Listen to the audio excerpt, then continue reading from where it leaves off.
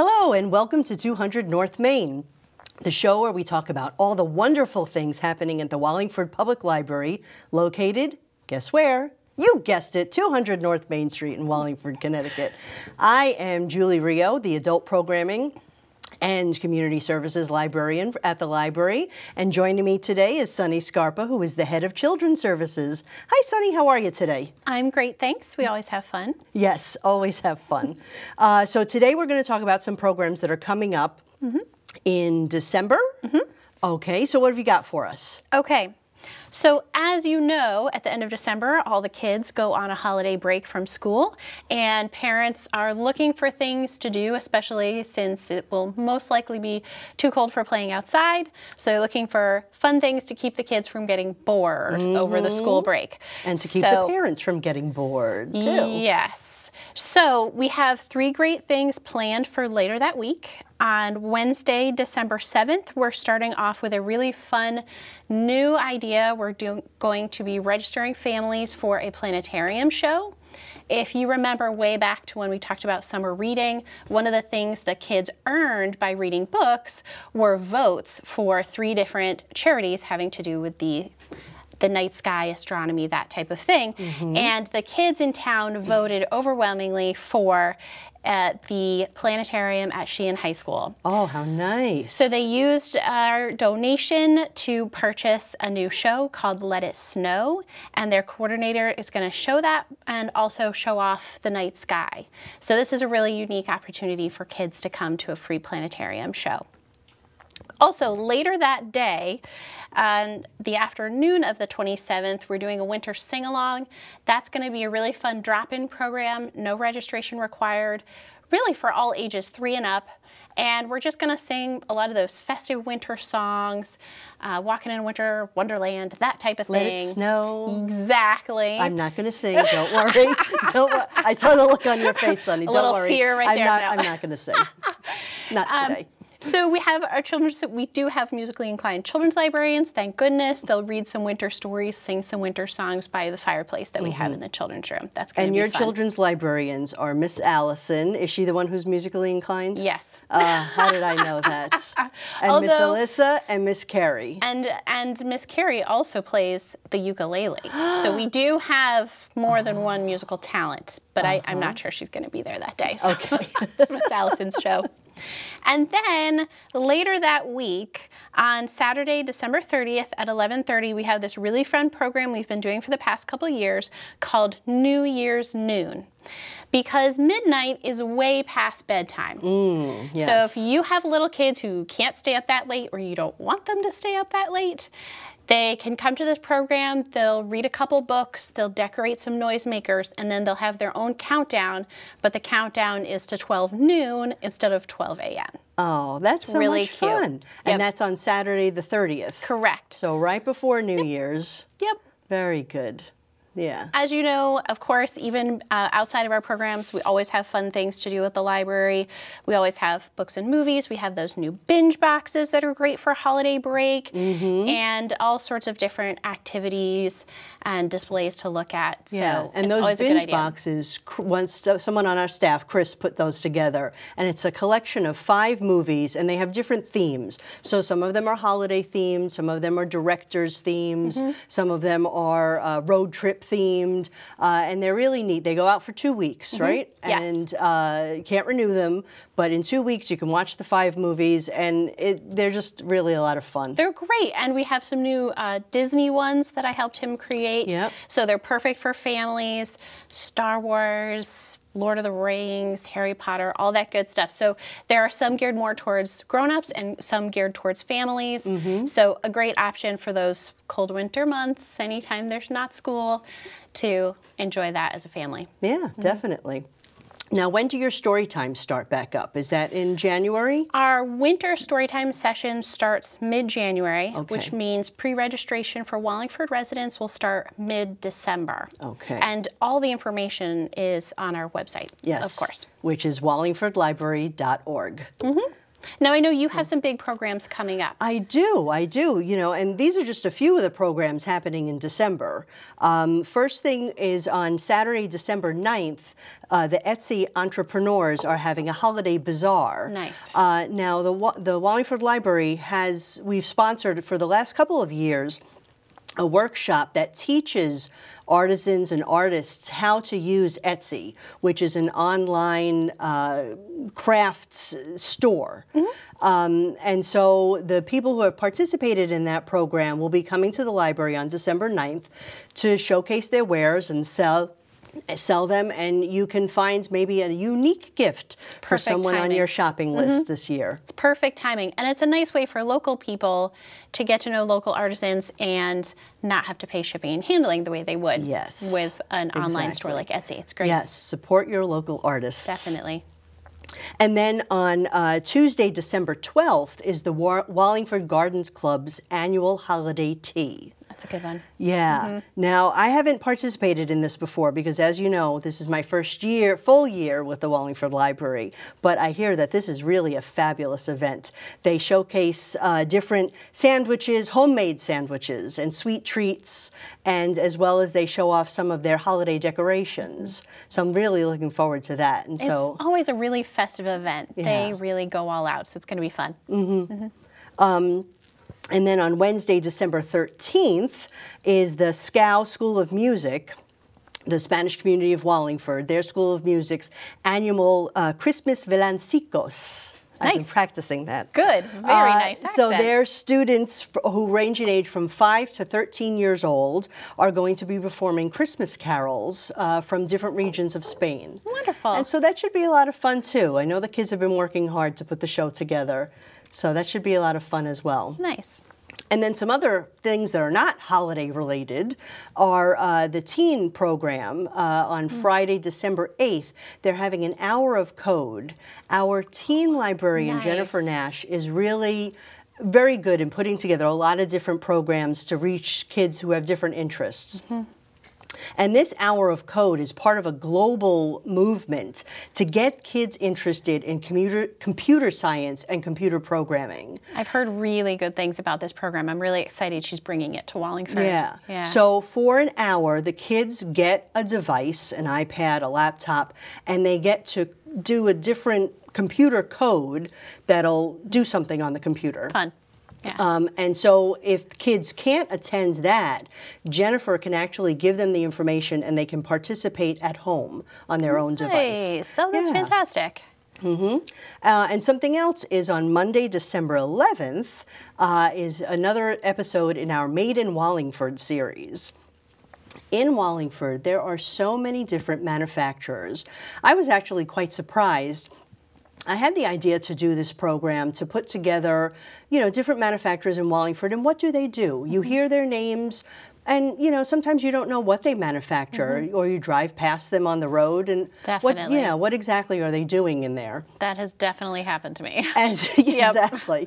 So every couple of months, we're going to highlight a different manufacturer, and in December, on December 11th, it's Holochrome, who is a manufacturer of threaded fasteners that hold metal parts together. I had no idea. Exactly. And they're right here in Wallingford. Nice. And they're, from what they tell me, there is not an industry in this country that does not use a Holochrome product because they're just so widespread in what they do. Well, I would definitely love to hear more about that. Yeah, definitely. Interesting. So come to the library on December 11th, and you can hear all about this fascinating manufacturer and what they do right here in our own backyard. Great. And so another thing I just wanted to mention is we have a really big program coming up next spring. It's called One Book, One Wallingford. This is an exciting one. Yes. Good. So a group of volunteers and librarians and community leaders have been meeting over the past couple of months, and we have picked one book for the community to read. We haven't announced what it is yet. We're going to be releasing clues on Wednesdays in December and January. And then on January 10th, we're going to announce what the book is and who the author is. Exciting. Yes, Yeah. it is very exciting. You know, this community has never done anything like this, and so it's going to be really very exciting. And so I can give you the first clue. Really? Okay. Yes. This is very exciting because it's a secret even among people at the Yes. Wallingford Library. So only Yes. the librarians who are on the committee. There are a few know. librarians at the library who know who the author is and what the book is. But I have no idea. So I'm Sunnie also does not hearing know. this for the first time. All right, lay it So on the me. first clue is that this author writes books for adults and young adults. Ooh, okay. So that narrows it down think of a maybe a few. little bit. So that's only the first clue. There are going to be a total of 5 clues, and then we're going to reveal what the book is and who the author is on January 10th. Okay. And then over the next couple of months, we're going to meet to talk about the book. Everyone in town hopefully will read the book. And then on April 4th, the author is going to come to Wallingford at the PMAC, the Paul Mellon Art Center, Awesome. and talk about the book, about the writing process, answer questions, and do a book signing. That's fantastic. So I'm really excited. very excited about this. That's going to be great. It's a great way to bring the town together, to have different interactions, and all sort of be talking about, you know, About probably this- the same themes that are in the book, Exactly. and just getting a cross segment of town together to talk about something. It's a great idea. I know other towns have done similar things, probably not with the same, maybe with the same author, and they always talk about how it was really great to bring people together whose paths might not cross Exactly. otherwise, you know? And all around one book. Perfect. So that's great. Very exciting. So Sunnie, let's take a break, and then when we come back, Janet Flewelling is going to join us, who's also on staff. But you know, we cannot take a break without me asking you a question. Okay, I'm ready. What did the big furry hat say to the warm woolly scarf? No idea. You think about that, right. and we're going to take a break, and we'll be back just soon.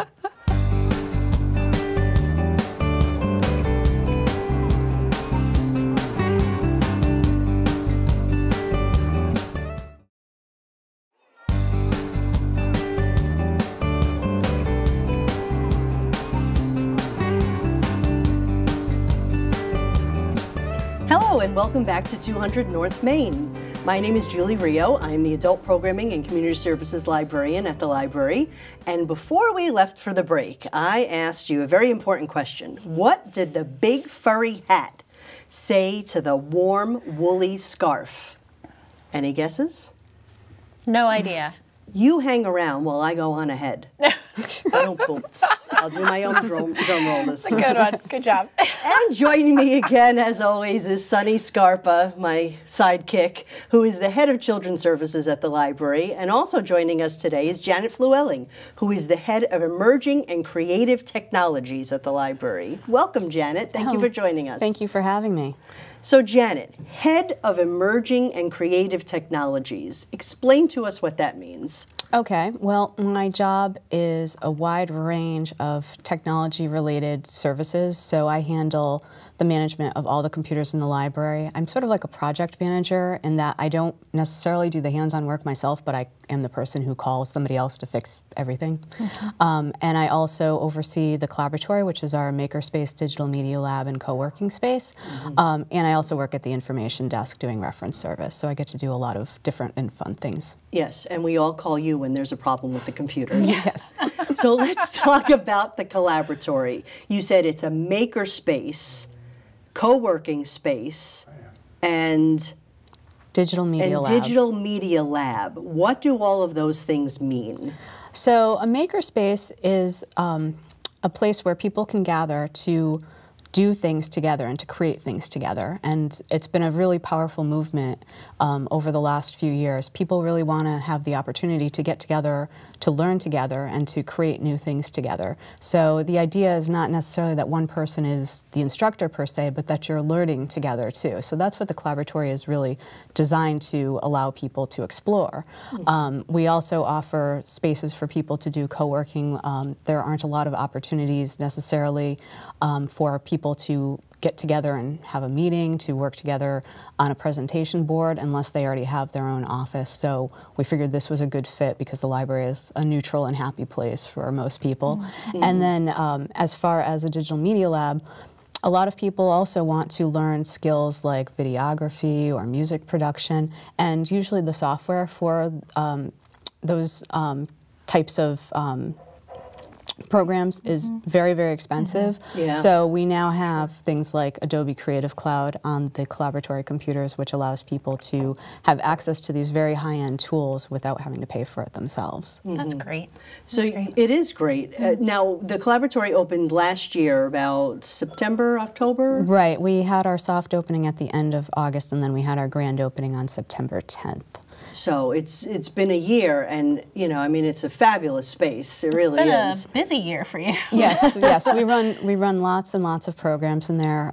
People really love to have the opportunity to do hands-on programs. For so long we experienced in the adult side of the library, people saying, you offer all these great hands-on programs for kids and teens. What's there for adults? So now we've filled that gap with the things that we offer in the Collaboratory. Yeah, and so you mentioned a space for people to meet, and I know there's the Surface Hub there. Can you just explain briefly what that is? Sure. So we have this really nice horseshoe-shaped booth, and then we have a Microsoft Surface Hub mounted on the wall. And the neat thing about a Surface Hub is that it's not just a regular digital whiteboard or a smart board. It actually allows you to go directly on the internet without connecting a computer to it. It allows you to do a Word document or a PowerPoint or an Excel spreadsheet collaboratively right on the board without connecting your computer. You can connect your computer if you want to mirror what you have on it, or you can connect your phone or your tablet to it as well.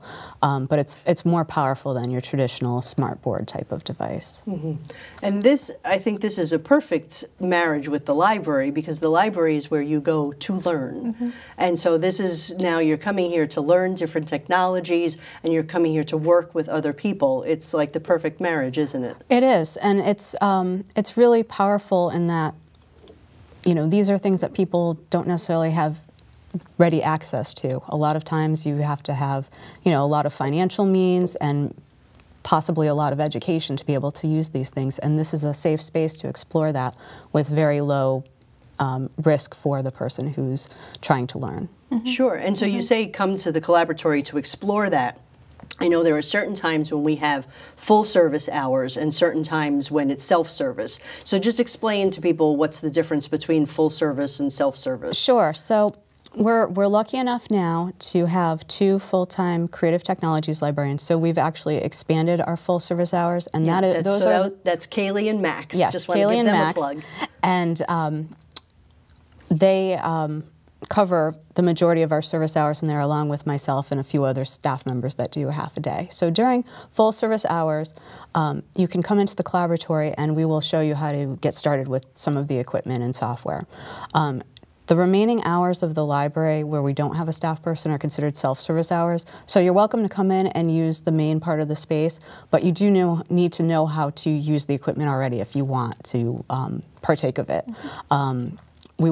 The staff at the information desk will take equipment out for you if it's not readily available, but if you don't already know how to use it, you need to come during full service hours where somebody can help you get started with it. So let's talk about some of the equipment that's in the Collaboratory, namely R2-D2. Okay, so this is a Little Bits droid, and so this is, Little Bits are these really cool circuit kits that allow you, they're magnetic, so they're really safe, and they allow you to learn how to build circuits.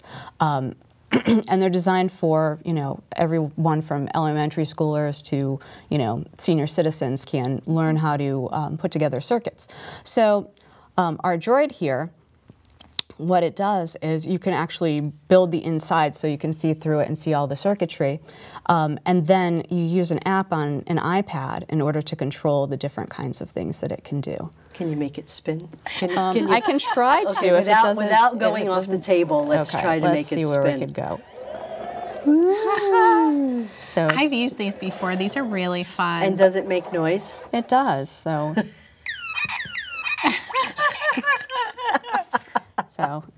And it's neat too because we could have somebody take it all apart and then rebuild it. So it's not just a regular robot where you're just playing with the app. We could take all of it apart, and then there are tutorials right in the app that controls it for how to build it. And we also have many other bits that go with this that you could then try to configure it to do different things, perhaps. So I have another question for you. Why did the robot cross the road? Oh, why? Because it was being controlled by the chicken.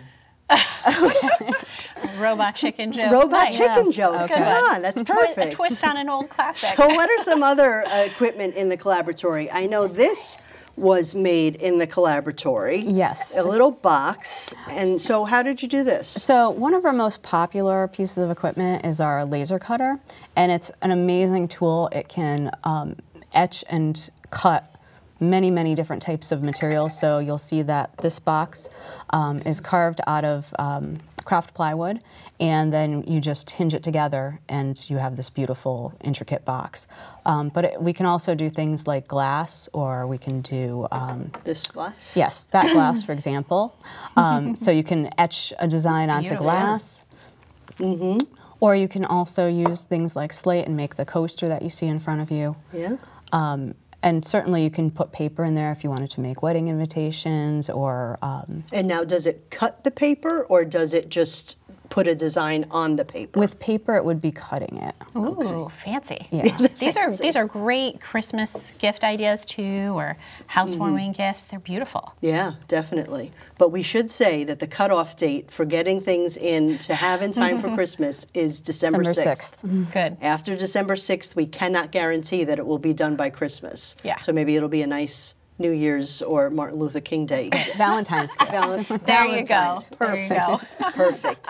And then what machine does this? So that is from the Carvey, which is a desktop CNC machine. So it's similar in some ways to the laser cutter, except what it does is it carves out a particular design. So with that one, it carved out the space where the inlay goes, and then it cut the design that we actually made the inlay with. That's beautiful. Now, this equipment is not something that somebody can come into the library and use themselves, correct? Right. The way that the laser cutter, the Carvey, and also our 3D printer work is that the person who's visiting the library makes the design, they submit it to us, they specify what kind of material they want to use, and then the staff in the Collaboratory will produce the item for them. So we don't run the risk of having inexperienced people touching the very expensive equipment. So, and you mentioned that we do a lot of programs in the Collaboratory. Let's talk about some. And Okay. I know we have a video here. Has the computer gone to sleep? No. There we go. Well, we have the computer expert here. Oh, yes, that's Fix right. I anything don't know why I that was trying to- might Where come did it up. go? Let's see here. There we are. Okay. So this is a video of some of the programs in the Collaboratory, and I know we have lots of different ones, so maybe you can just talk about, what we're seeing here and what some of the programs are that are coming up. So every quarter we try to design most of our Collaboratory programs around a theme. So this quarter's theme is textile arts. And so what you see right now on the screen is our laser etched aprons program that we ran last week. There's Max, one of our creative technologies librarians, who's leading the program. And so what the participants did was they each had a computer and they designed what they would like to be etched on the apron.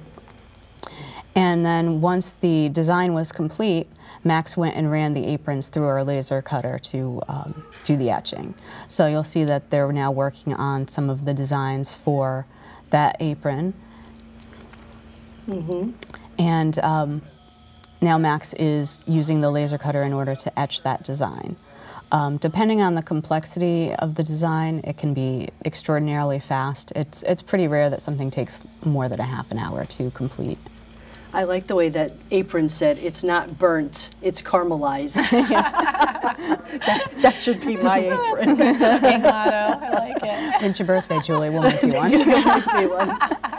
And now what is this woman doing? She is doing digitization of 8mm film. So that's another thing that we really wanted to focus on, was allowing people to save those memories in a format that is readily accessible. And this gentleman is editing film? Yes, he's doing video editing. And then what you see now on the screen is an example of one of our lower tech programs. This was Welcome the Holidays with Your Handmade Wreath, which was taught by a master gardener. And so the participants were able to bring in their own greenery if they wished, and then they designed these beautiful, beautiful wreaths last Saturday afternoon. That's fantastic. And we also have a machine that will convert VHS to DVD, is that correct? Yes, we have a machine that will convert VHS to a digital format, which you can then put on DVD. Okay. And we also have another device that will do audio recording. So if you have cassettes, we can transfer those into a digital format that you could then put onto a CD. That's so practical. Yeah, most definitely. There are so many wonderful things happening in the Collaboratory. I mean, we could spend hours talking about just that. So I'm really encouraging everyone to come down to the library and see what we have to offer, because the library is not just about books anymore, folks. It's about high-tech and low-tech and DVDs and programs for children and programs for adult learning opportunities, collaboration opportunities. So this is my final joke. Okay. All right. Knock, knock. Who's Who's there? there? Snow. Snow who? No better place to go than the library. Oh, come on. Very nice. So visit our website, wallingfordlibrary.org, or give us a call, 203-265-6754. Come down to the library and see what's going on, because our doors open to endless possibilities. Thanks for joining us.